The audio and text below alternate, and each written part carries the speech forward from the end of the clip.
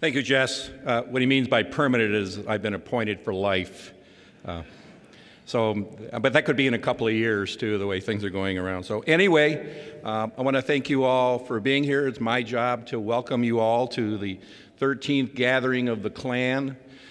This is probably the biggest family reunion that goes on every year that you'll see anywhere. Makes me think we ought to have T-shirts, something that says, "I was there," or "I was a part of the conference." So again, we appreciate you all taking the time out of your very busy schedules to come here and learn and network. Underline that word, network, with all your fellow professionals who are in the affordable housing affordable housing business. This again is another successful conference. We have over 1,400 people registered as this morning, which means we'll probably have more than 1,600 by the end of the conference. We have 69 sponsors who are here with us, which is an increase by 7. So you can imagine in this economy, they must see great value of the work we do because they want to be here with us. I would encourage you to be sure and visit the exhibit area and talk to the sponsors. They provide great services for all of us, and frankly, we couldn't do the work without them. I also want to take the opportunity to thank the Planning Committee. We have 38 organizations that are part of the Planning Committee. That's incredible. Sometimes people have said to me, well, this is a MSHTA conference. No, this is not a MSHTA conference. This is a conference of the industry, and this is where we all get together to figure out what we're doing. So I don't know if many of you can look in your program book. They're listed in there, but I want to list off the organizations, and for those of you from those organizations who we're on the Planning Committee. Why don't you please stay standing. We'll hold our applause till the end.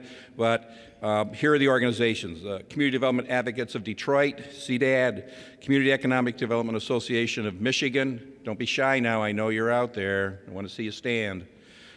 Community Legal Resources, Corporation for Support of Housing, Federal Home Loan Bank of Indianapolis, Great Lakes Capital Fund, Habitat for Humanity of Michigan, Local Initiative Support Corporation, Michigan Association of Home Builders, Michigan Association of Homes and Services for the Aging, Michigan Association of Land Banks, Michigan Association of United Ways, Michigan Coalition Against Homelessness, Michigan Community Action Agency Association, Michigan Community Development Directors Association, Michigan CRA Bankers Association.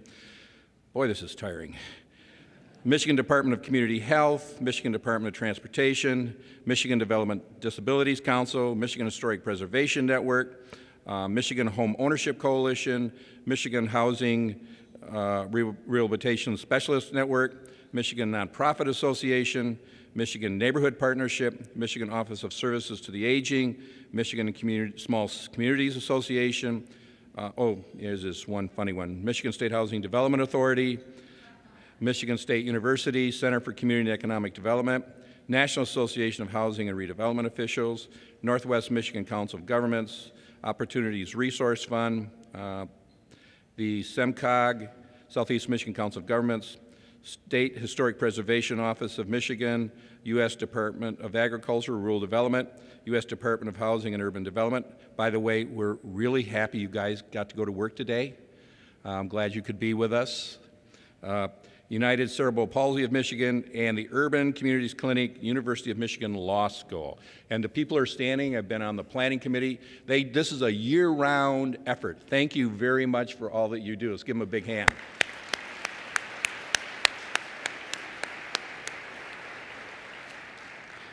I remember when we started down this road, and Jess had talked to a few people, and hey, yeah, let's do this. It's amazing what it's turned into and what happens at these conferences and the way that it really, really helps prepare us for what's going on in our state and our country. But I want to make one announcement. Antonio Riley, who is the Regional Director of Housing and Urban Development out of Chicago, cannot be with us today. I'm going to miss not hearing his remarks, but you know, when things were looking pretty grim over the weekend and nobody was really sure what was going to happen on Monday, we got a notice that Antonio wouldn't be here because of that reason. And he and I did have a chance to talk on Friday. And I know he wanted to be here. I've known Antonio for a short while. He used to be the Housing Finance Agency Director from Wisconsin, and so I was just getting to know this very, very good guy. And then he ended up at HUD, so while I'll miss him at the National Council of State Housing Agencies, we certainly look forward to working at him in Chicago, and he is a very good friend. Before we bring up Stacy Allison, I thought I'd take this opportunity to just kind of talk about what's going on. Since last year when we were together, we have had incredible change in our industry, especially change in leadership. Sandy Pearson took over at Habitat for Humanity from long-term president Ken Benson. Jamie Hooper took over at CEDM. I became the executive director of MSHDA. I got to tell you, it's nothing I thought was ever going to happen in my future after being there for about 25 years, but those things happen. We have a brand new governor, Rick Snyder, who is bringing a whole new outlook on what's happening in local government or in state government. We have a brand new legislative leaders, and they're bringing a very interesting orientation. And we have a new Congress with a lot of different leadership going on at the Congress. I can't tell you that in 25 years that I have been working at MSHDA, and even before that when I was working in the federal government, and that I have seen so much change that's going on as we are experiencing right now. I've seen a lot of interesting challenges, permanent extension of the low-income housing tax credit and mortgage revenue bonds, creation of the home program, great undertakings, lots of collaboration, but nothing like we're seeing right now. How many of you are feeling that also? Raise your hands. Does it make you feel good? No. Are you concerned? Let me hear it. Yeah. Well, we have reason to be concerned. We have reason to be concerned because things are changing. And when it comes with change, that's not a fun thing. But it does present an opportunity. As they say, there's always a silver lining in a dark cloud. What's been going on in our country for the last few years and was finally accumulated with a downturn in the credit markets, large federal deficits, we have come to an understanding that we have to do something in order to really be a much more stable country, a much more stable state, and even much more stable local governments. What we're seeing happening right now, which is the top priority in the Congress and in the state and even in local governments, is really about how do we get our budgets under control, how do we stabilize our economies, and how do we make for a better living for the people that we represent. And what that's going to mean is that the way we've done things over the last several years is probably going to change also. And we have to be ready for that.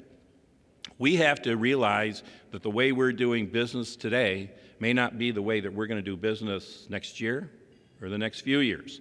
And the things that we have come to rely on could look a lot different.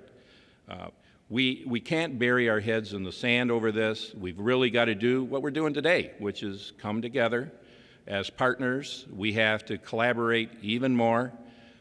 We have to express our feelings to decision makers, both at the local, state, and federal level. And they've got to understand that we do good work. And frankly, the kind of work we do is very important to their constituents. It's not just that we house people who have lower incomes and don't have many other opportunities, or that because of the work we do, people have jobs and they pay taxes and they buy services.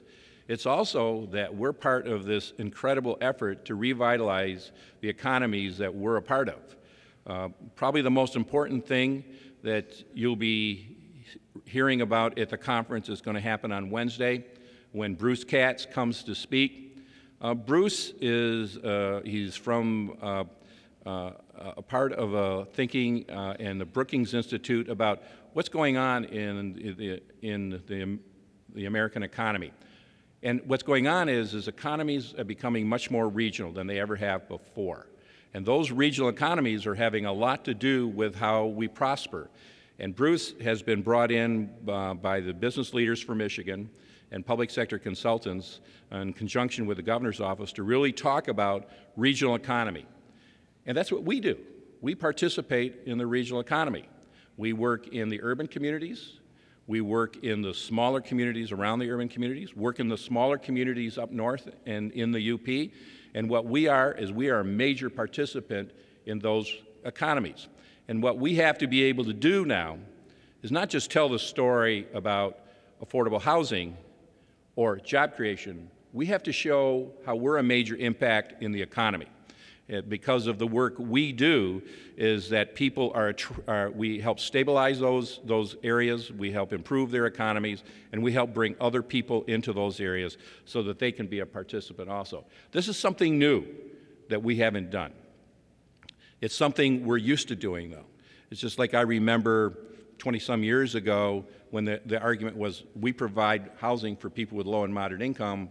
Someone would say, but you know, we also create jobs. Let's tell that story, because that was an important story to tell. And that really helped frame the debate for political leaders at the local, state, and federal level that we did that. Now we have to frame the debate, in addition to those two things, we have to frame it on how we are a participant in the economy. And so when you decision makers start making decisions about, do we keep that program or that program, because right now, they just want to level the playing field because they don't know how to say yes to one and no to another. So what do? They want to level the playing field. And then they want to come back and say, okay, I did that because that was my statement. So what do I do now? Tell me which ones work the best. And so they're looking for people to help them figure that out. I had an opportunity to talk with a member of Congress when I was in Washington, 1st of March. Wonderful guy, worked in the state legislature, really understands our issues, always been there for the kind of work we all do. And I was sitting down with him and I thought, wow, got a great partner in the Congress, in the majority, on the House Banking and Financial Services Committee, which is the committee that's going to be making a lot of these decisions. And he said, Gary, I voted for H.R. 1, which was a huge cut in housing programs and other programs. He said, I feel a need to make a statement, but tell me, Gary, what do I do when we really start getting down to it and saying, what is it that I should say yes to and no to?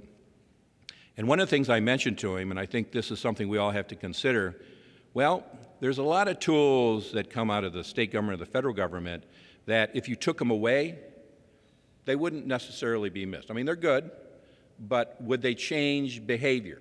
Would people still make decisions if those tools weren't around? There's a lot of them that are like that.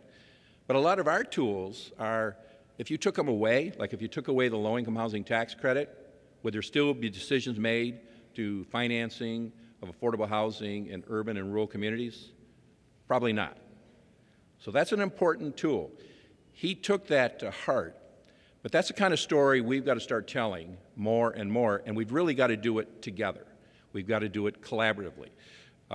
MISHTA, along with the Michigan Housing Council, the CEDM, HUD, Rural Development, and some other organizations have gotten together, and we're starting to talk about what's going to be the new role of doing affordable rental development in our state and, frankly, what it means around the country. And we've had these kinds of discussions. We've just begun. So this is an opportunity for us to say to you all, we're thinking about that. Many of you are members of those organizations. We need for all of us to become a part of that dialogue, and we need to figure out how we're going to do this work, but more importantly, how we're going to involve political decision makers in being our partners in how we do the work. This is the single most greatest challenge I've ever seen this industry undertake. I'm looking forward to working with all of you. We've got to be serious about this. We cannot think it's just going to happen and we're not going to have any power. We are, and as long as we stay vigilant, I think we're going to do okay. But when we come back next year and the numbers are even better and we have more sponsors, one thing we want to be able to report on is, yes, we did do this and we did make a difference, and we're on the road to maybe changing things, but making them even better, and we'll continue to be able to serve people in our communities. Thank you.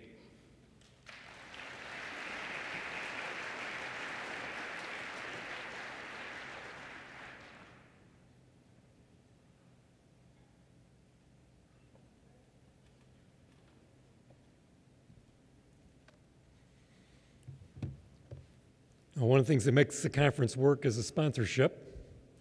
So at this point in time, I'd like to introduce from Chase, one of our heavy lifting sponsors that has done a lot for us, Nash Arabo.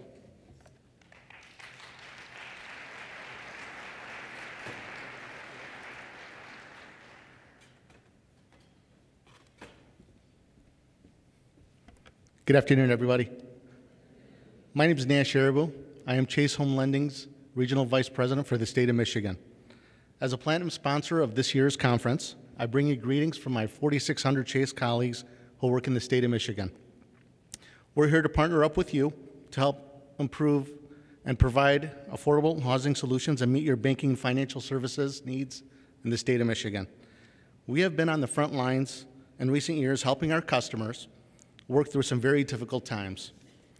Chase was the first major mortgage servicer to open face-to-face counseling centers for borrowers who have trouble paying their mortgages.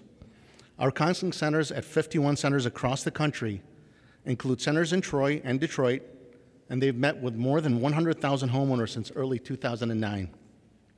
This year, we will be expanding our outreach efforts by adding 25 new centers in 19 states, providing borrowers in the hardest hit communities and knowledge and resources to explore all the ways they can stay in their homes. Chase also works with the Michigan State Housing Development Authority as a participant in the state's hardest hit fund. This fund helps qualified unemployed Michigan residents make their house payment. We've been helping Michigan families in other ways too. For example, we provided $3.2 million in grants to 40 Detroit area nonprofit groups last year, helping those groups stabilize neighborhoods and reach out to families to prevent foreclosure and offer the city's youth better job and educational opportunities. Chase also focuses on financing community development projects, including affordable rental properties. In Traverse City, for example, we provided financing for the 158-unit Emerald Spring Apartments and 39 units of affordable housing as a part of the renovation to the Traverse City Commons building. Working in the affordable housing industry in today's reality is like climbing a mountain. From creating an inspiring vision and building a cohesive team to overcoming obstacles and mastering change, we're all striving to break out beyond the limits and reach the top. Our keynote speaker understands mountains. Stacy Allison has been climbing mountains and leading expeditions for more than 20 years in remote regions around the world, including Tibet, Pakistan, and Russia. Stacy also owns and operates a residential building company in Portland, Oregon. She's the author of Beyond the Limits, A Woman's Triumph on Everest, and Many Mountains to Climb, Lessons on Competence, Courage, and Commitment. And she understands what it takes to be successful.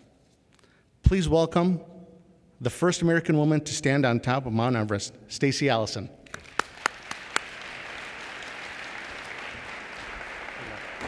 Thank you. I appreciate it. Okay, this is the first trivia question of the day. How many of you know how tall the Capitol building is here in Lansing?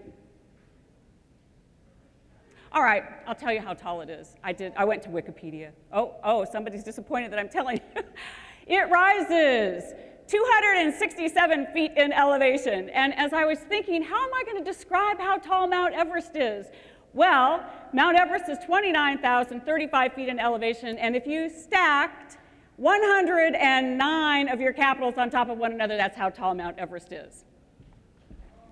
So there you have it. Mount Everest is the highest mountain in the world. To the Sherpa people who live beneath her shadows, she's known as Sagamartha, Mother Goddess of the world. To mountaineers, this mountain represents one of the grandest prizes in mountaineering. But you have to understand that as a climber, you stand only 25% chance of reaching the top of Mount Everest and a good chance of getting slammed in the process. But if you think about it, this is not so unlike the affordable housing industry these days.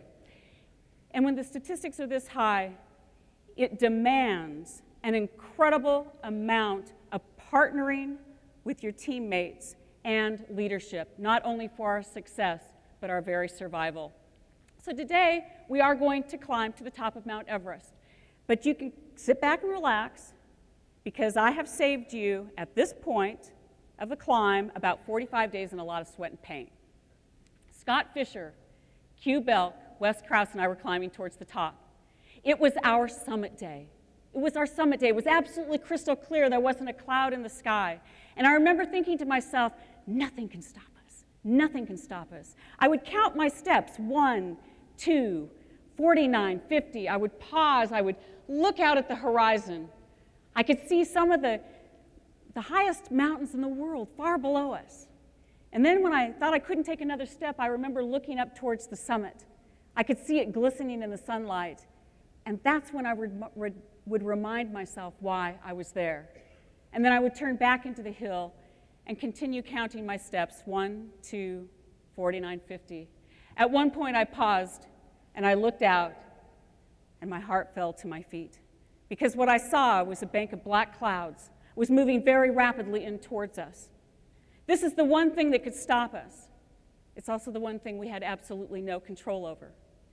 We had a decision to make. Do we go up or do we go down?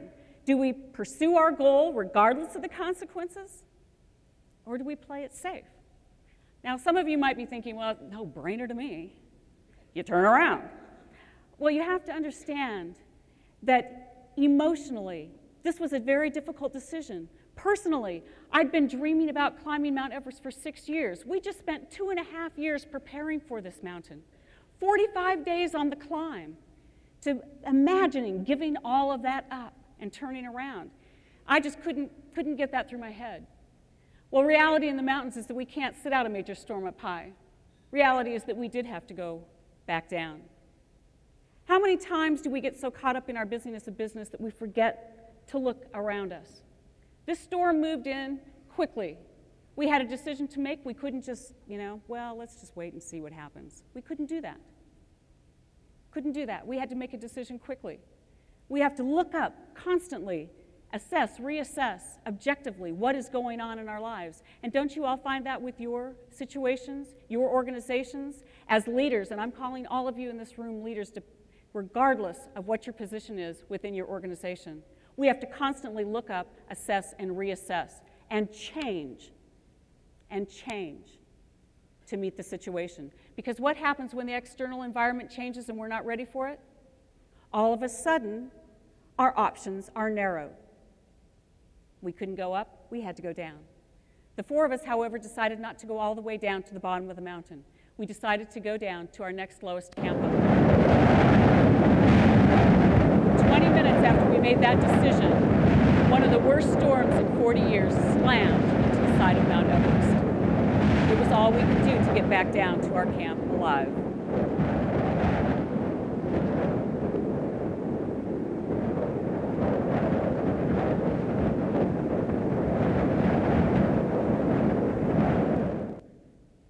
How many of you have spent time in a snow cave? Okay. Well, when you get back to your office, try crawling underneath your desk. And if you want to make it realistic, you can drape sheets, maybe take a bucket of ice under there with you. Can we go ahead and go back to the slides, and let me make sure we're so when you're underneath that desk, I want you to imagine that you're trapped under that desk for not 1 hour, not 2 hours, but for 5 days. How would you handle it? What would you do? What would you talk about? Now, I want you to also imagine that you're not under that desk all by yourself. You're there with 3 of your closest colleagues. What would you do? My teammates and I were trapped in this small snow cave for 5 days. The winds outside were ripping across the mountain, instead like a jet engine, boo, hovering over the top of us. Avalanches would tumble down. We could actually feel the vibration inside. Every half hour, we'd have to dig our entrance out just to get enough air to breathe. The biggest question that I can guarantee all the women have in this room, if you're stuck for 5 days, is how do you go to the bathroom? Well, I'm going to tell you how we do that, because actually this is one of the biggest challenges we have when we climb mountains. Obviously, what worked under sunny conditions would no longer work in this very small space. We had to come up with a new plan. Now, our plan was quite simple, but it did require an entire new set of skills.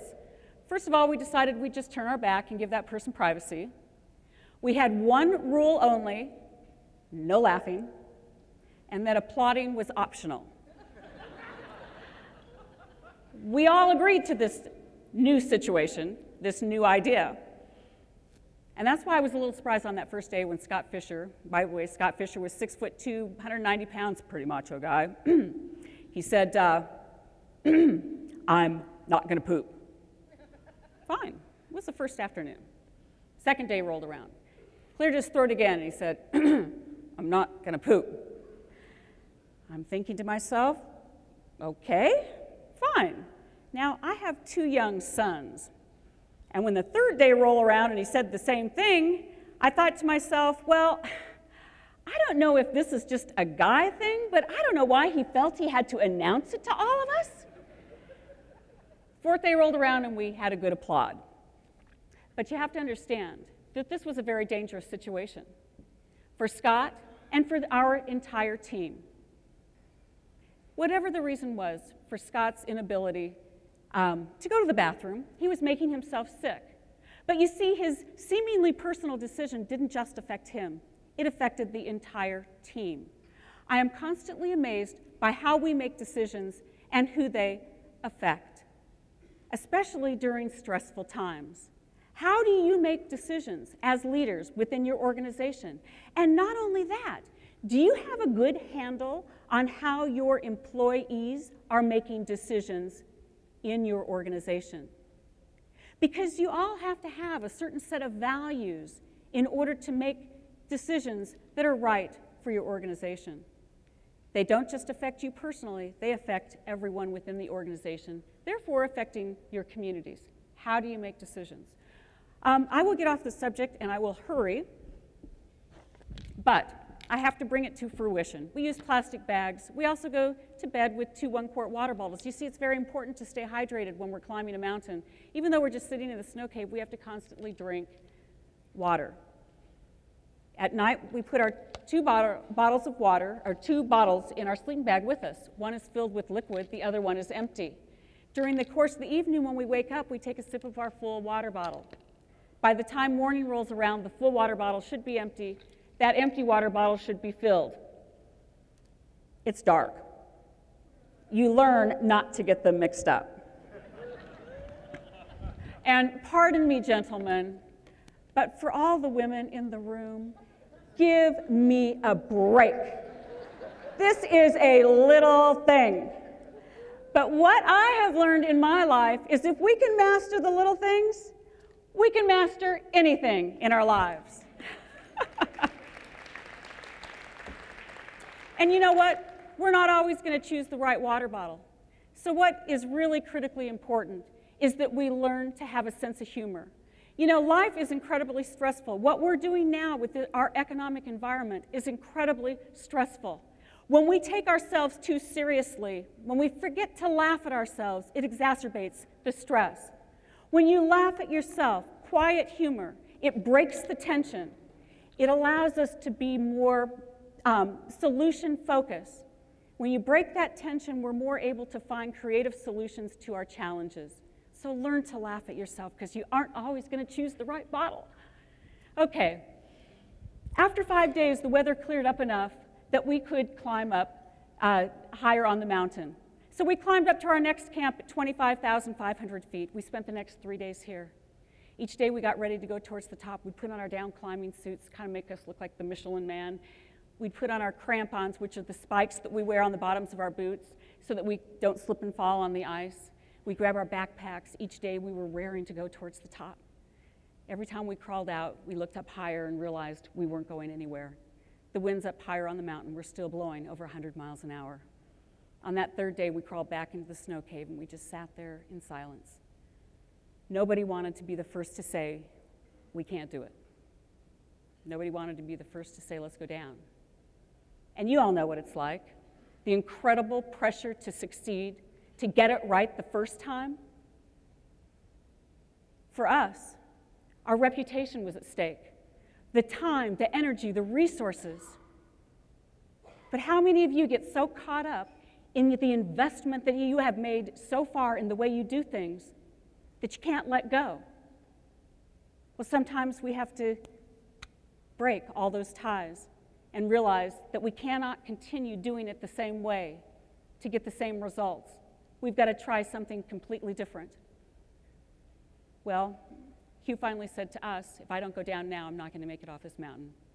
And he had just spoken the words that I certainly was not brave enough to say. We did not reach the top of Mount Everest that year. We turned around and we headed down. I learned a few things, though. I guess it was reinforced. A few things were reinforced. First of all, it takes strength, wisdom, and courage to climb a mountain. It takes strength, wisdom, and courage to turn around. What I'm talking about is the strength to constantly look up and reassess every step of the way. The courage to look at our situations honestly and objectively, and to change when things aren't working. And wisdom, that is the learning, taking the learning and transferring that into knowledge, our successes, our failures, into knowledge so that we can get back on the mountain and try again. We failed on this climb, and I also want to tell you the difference, and you all know this already, the difference between failure and giving up. We failed on this climb. Failure is often only temporary. It allows us to learn from our mistakes so that we can get back and try again. It's giving up. That's what makes failure permanent. Because when we give up, we never go back, we never try again. We failed, but we were going back. I was very fortunate. The following year, I did go back to Mount Everest. This time, the first year, we climbed from Tibet. The second year, we climbed from Nepal. 17 hours on an airplane. We flew in, we landed in Kathmandu. We were like lions let out of a cage. We were so eager to get into customs, get our gear, get going to the mountain. So we ran into the airport, and we didn't bother knocking on the customs agent's door. We just basically burst through, and we said, we're here to get our gear. And the customs agent backed up, put his hands together, and he said, namaste.